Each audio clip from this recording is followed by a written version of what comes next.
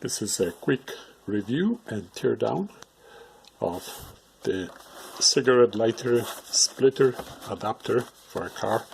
I've got older car with only 2 sockets and I needed some extra, and I also need one with delayed turn off, so I can charge something over 3 hours and then this would go automatically off. So I'm going to make a video how to do it. There are many ways to do it, but one of the ways will be featured in the next video. However, this one I decided to open up and look inside because I noticed something in one of the sockets. So let me just show you very quickly. This is how it comes. This is about $12.98 on Amazon right now in September 2024. It comes with some velcros, stick-on velcros. I don't know how solid these are, but that's kind of handy. Extra fuse. There's another fuse in the bottom. Here it's a 10 amp fuse in the bottom of this device. Right here it's a typical car fuse, so nicely accessible. However, when I looked at it before plugging in, I noticed that there is something in this middle socket, something sticking out. Looks like someone forgot a little piece at the production, so I'm going to unscrew it. This looks like 4 screws to open it up and see inside before I plug it in, and I don't want to cause any short. I'm going to open it up and see what's going on inside this middle socket. There's something in the bottom. Looks like leftover from production. And now I also noticed that the compass here is completely useless, because if you turn it, you can look at the north is pointing this direction, but if you turn it, the north is turning with the device, so I don't think the compass is any good. I'll see if I can undo it, just remove this whole thing. It's pointless. Now I'm going to open it up and see what's inside. The box is held with 2 screws on this side, 2 on this side, Phillips one, and the fuse has to be removed. So I've got these removed, 4 tiny screws and the fuse, and I'm going to open it up.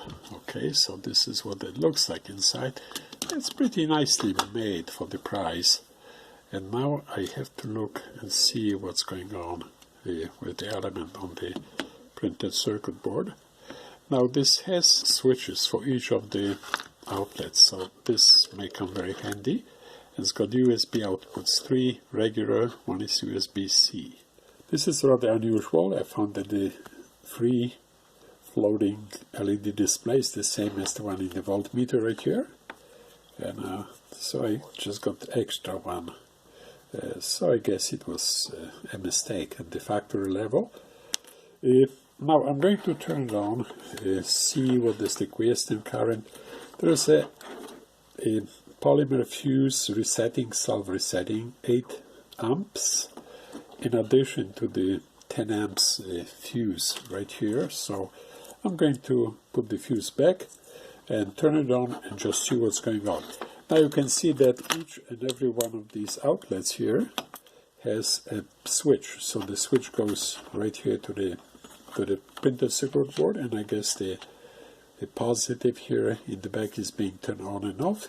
And there should be tiny LED, which I can see on the board, for each of them, each of the outlets. So when you turn it on, you'll see it on with the LED. And we have the USB outlets right here. So I'll be interested in the quiescent current. All the cables are rather tiny. These grounded pieces of the outlet are spot welded together right here. And there is a tiny cable, I don't know, it's probably gauge 16 or maybe smaller, maybe 18, soldered, just soldered straight to the outside and then to the printed circuit board. Also the input cables are kind of thin, probably sufficient, but very thin.